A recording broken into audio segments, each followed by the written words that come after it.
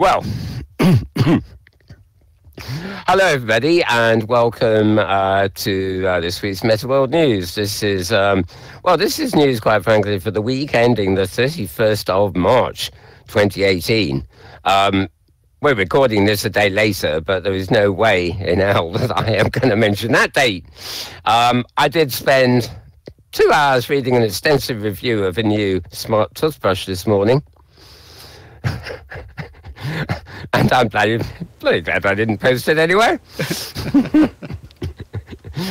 False news is something we are used to these days, it seems, but there's no real need to add insult to injury once a year by upping the ante. Of course, one day April the 1st news will all be true compared with news of the rest of the year, but go figure. Anyway, we have a roundup of approximately a week's worth of news, and there's not much of it, to be honest, anyway. I personally have been rather out of it this week, hit by a kind of viral broadside of the organic variety, which has sort of kept me out of organic circulation a bit, and digital circulation for that matter, but we do at least have some news for you. Right, follow me at twitter.com/Malburns, MALBURNS, or one word that. And these first items actually come from there. GDC 2018. Actually, this may have been last week too. Game Developers Conference. Magic Leap, that secretive new AR thing, have launched their developer SDK preview and a special creator portal. There's a bit of other news happening during the week on that front. I mean, apparently a load of developers have actually received their Magic Leap dev kits, to work on software with, and the stipulations when they get them, I don't know, it's sort of delivered under utmost secrecy, and the developers who have one have to have and keep it in a lockable safe. And, the security measures, there sure isn't any dev edition of Oculus Rift, put it that way. Anyway, some lucky developers actually do have some of the kit under lock and key, and presumably,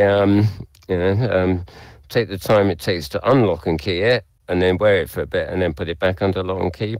Maybe they find a couple of hours a day to actually wear it and do stuff with it. We will see. He elaborates too much here. As you say, I'm not well focused this week. Okay, 3 days ago, voicesofvr.com had a post, 635 of their podcast series, a candid assessment of the VR industry from a leading indie developer. Basically an overall assessment of the state of VR, kind of at the moment from a developer's perspective. Also, well, this is a day ago, but it can't be a day ago. It's a bit, at least two. Basically, roadtovr.com, Scott Hayden has a post on this. There's also a post from Philip Rosedale on Medium. High Fidelity and Neo Sensory partner to launch Exoskin, a haptic jacket which will be going on sale in July 2018. Apparently this is a bit like one of your,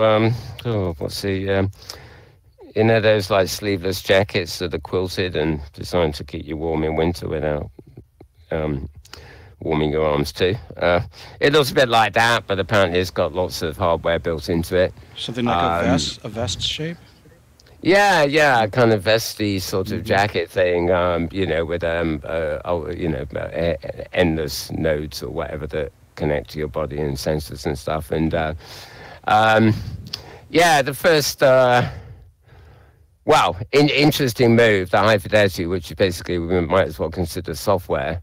Of actually, they join up with all sorts of hardware as it comes along. But I think this is probably the first instance where I've seen High Fidelity sort of partner up with a physical haptic maker. They're obviously partnered with blockchain things and marketplaces, and there are all sorts of different things. But who knows? Anyway, they're getting together on all that. Right. I don't believe it. Was that all there was? No, it wasn't. I flipped back too far, didn't I? Right. Let me just do this in civilized fashion. Right. Right. Talking about Hyperfidelity, Second Life's founder, Philip Rosedale, of course, presumably is going to be talking about Hyperfidelity. He's going to deliver the keynote at a conference called PG Connects in San Francisco. If I'm going to open it, I think if I recall, it's somewhere around May. It's one of these tradey type conferences that probably don't cost anything remotely reasonable to get into. Pocket Gamer Connects, San Francisco, May 14th to 15th of this year. And if you follow the link on my Twitter feed, you can sort of see a little bit about it, plus other people that are there. You might have a bit of a problem reading it because in the space of 30 seconds, it coughs up, 3 full-screen ads. So I'm not going to go any further with that one. I'm going back to my main page. All right. Ready Player One author Ernest Cline seemed impossible to make this into a movie. Blah, blah. Sorry, my list here has got stuff way out of order. This was an article about a week ago where Ernest Cline, the author of Ready Player One, doubted that it could ever be made into a movie until Mr. Spielberg came along. Right, types of virtual environments for teaching and learning. This is one that I did come in this morning. Totally out of the blue, and I haven't really had a chance to listen to it, but educators will probably be interested. Types of virtual environments for teaching and learning. And you can get to this to the Melbourne's Twitter feed, but I will give it you anyway. The website you want is Reginald Johnson Jr. .wordpress.com. And it's an article by somebody called Reginald Johnson Jr., would you believe? Except it's a podcast where he discusses different types of virtual environments available for teaching and learning, the pros and cons, and make some recommendations. So, go figure. If you want to listen to it, check out the link. There's no way, with my throat the way it is, I'm going to spell Reginald Johnson Jr. No way. Sorry, folks. You win some and you lose some. I'm not in a very helpful mood when it comes to reading stuff out today. Right, moving on to another feed. We have twitter.com/Metaworld News, which is more aptly tied in with this show, so to speak. Couple of interesting things here. Decentralized, no, I mentioned that last week. Midweek report, a copy mod trans Safari, hgsafari.blogspot.com. This is Cesar Ember roundup of last week's Safari. I didn't make it, probably the first Safari I didn't make any tiny single one itty bitty little bit of. That would have meant getting vertical and out of bed. But nice little roundup, and I did make a comment saying, so sad to have missed this one. Right, blog at highfidelity.com. Another High Fidelity job here. Janus VR and High Fidelity found a virtual reality blockchain alliance. I think actually we mentioned this in some form last week. You'll find the link at twitter.com Metaworld News if we didn't, but I think we did. A lot of controversy over the blockchain sort of systems. Right. Right. Today, in fact, the day that shall remain nameless, and I can't even tell you for sure whether this is true, genuine news or not, but I do gather that the virtual world called InWorlds, spelled with a Z, is starting its 9th birthday celebrations today. Got to wonder about that, haven't you? But I think it's true. InWorlds is not actually, it's an open sim style of grid. It has its own sort of engine, I guess you call it, called Halcyon, and it is long since departed from OpenSim Core, and is one of these worlds that actually, unfortunately, is not on the hypergrid. But nevertheless, it's a community-based world, social world, and part of what you might call a common core for us. So I'm sure if you have an account there, you might want to pop in and join them for the birthday celebrations. Right, virtual learning conference, shorter focuses on VR. This is David Kariuki's take at hypergridbusiness.com on the on this year's Virtual World's Best Practice in Education conference, and this was actually 3 days ago. I mean, it was inevitable Hypergrid Business would do a post. I didn't on this particular occasion. I'm just trying to open it to double check. It is taking a while to open, is it not? There we are. Right. Basically, David's saying it was shorter than last year, 3 days instead of 4, attracted about 1,100 attendees, down from a high of 4,500 in previous years. But attendance was slightly up over last year. And then general interest in virtual world education has been down. Really, he goes off on his own little spiel here, really. And I'm not quite sure how relevant his take on what has been talked about there is. But anyway, that's David Karuki at Hypergrid Business, covering stuff from his point of view. Excuse me, I'm almost on the verge of croaking, so we're hurrying up now. Right, now Hamlet Orr, as I call him, or Wagner James Orr, he has a blog called New World Notes. You can find it at nwn.blogs.com. He's going to be over in Sciencebase. This is not a hypergrid world, but we cover Sciencebase an awful lot. And this will be on Wednesday, which is that Wednesday? Hang on, 2. No, this is Tuesday, April 3rd. Yeah, that's right. And this will be at 4 p.m. Pacific time.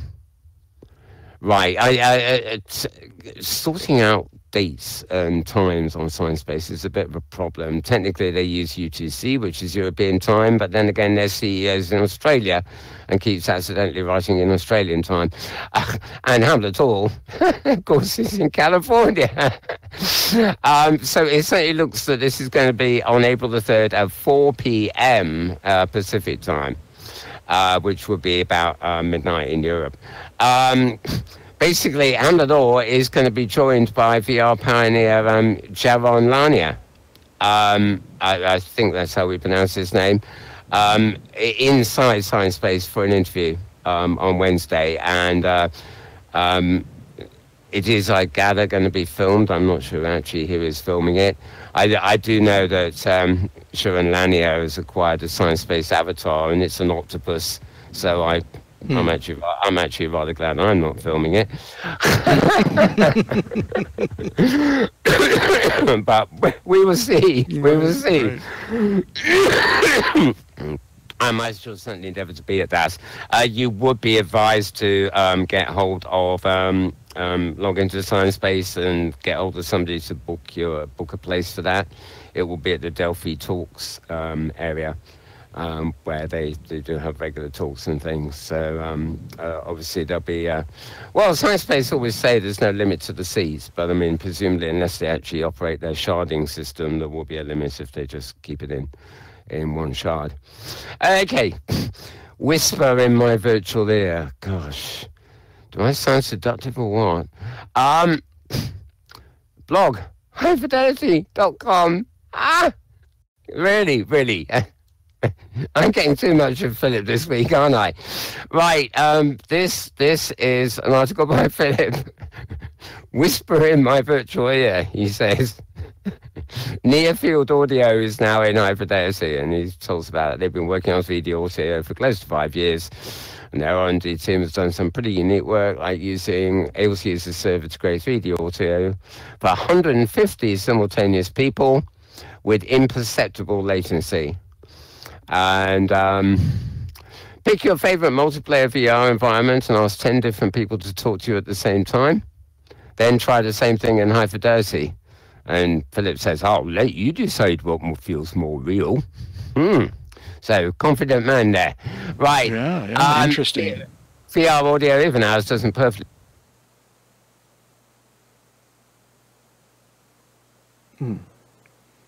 Mel, I've lost audio for you. I wonder if that's a Discord issue.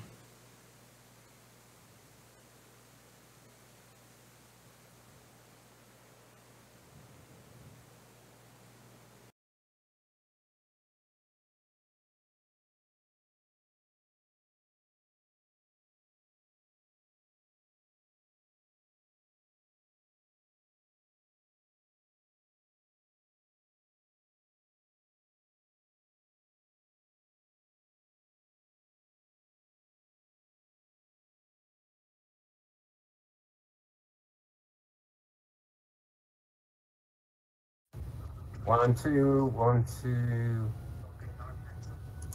1, 2.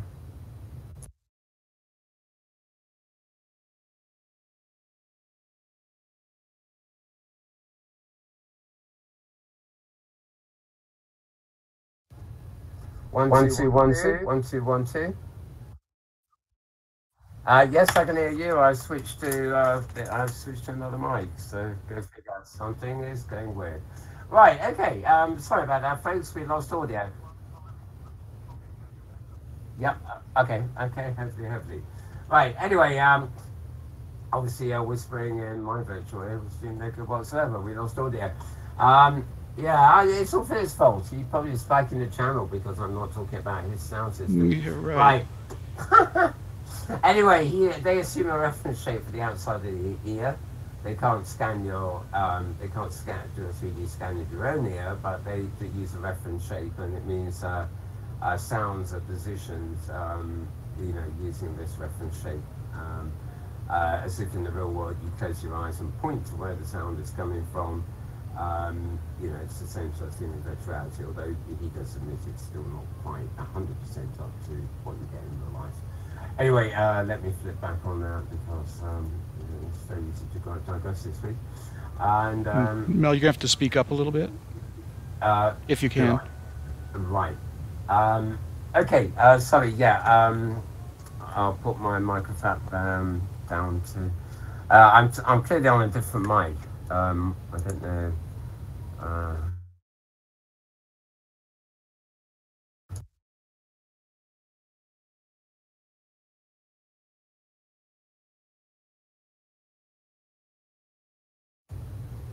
One, two, one, two.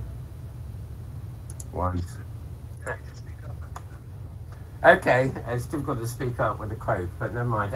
Okay, that's it for that is it for the Metaworld newsfeed as well. Let me have a quickie peek inside the shenanigans of Google Plus, and it does look to me like yeah, nothing else there. That's your news for the week, I think. I've covered everything. And our voice, of course, is going haywire. Right, okay. Anything from you, James, that you feel like mentioning or commenting on there?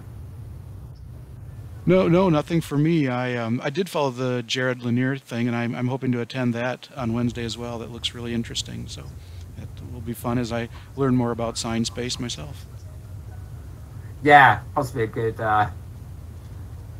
Might be a good excuse to play around with cameras to see what one can do in there. Although, yeah. Come on, locking onto an octopus, do me. I mean, there's one saying, setting up camera positions. How many legs does it? Is it 8? 8 things an octopus has? I think it is octo. Yeah, octo. It must be 8. Yeah, right. 8 legs. Yep. Yeah, 8 legs or hands or tentacles or whatever they are. Yeah, who knows anyway. Okay, thanks for being here, folks. I hope we got all that news across to you. Sorry about those little sound problems. We seem to have had those before. You'll be really relieved to hear that you actually heard me without any major cacophony from my throat. Yeah. My perpetual cough and shivels. I guess the chemicals are still to wear off yet. Okay, but we will be back. We can't not do a news. There haven't been any in-world reviews this week. Not a chance now, the way I'm feeling. But we will be back same time next week. So next week with news, if nothing else. Despite being a day I don't want to know about, and the beginning of a new month, obviously. It also happens to be a holiday in a lot of places this weekend. So if you are holidaying, have a suitable holiday-ish holiday. And if you've been brought down a bug, then have a very non-holiday-like holiday experience. Oh, what am I talking about? And if you don't like holidays, then just pretend it's not happening. It will be back to normal next week. Okay, we'll see you then. Thanks for watching, listening, and everything else. Bye-bye for now.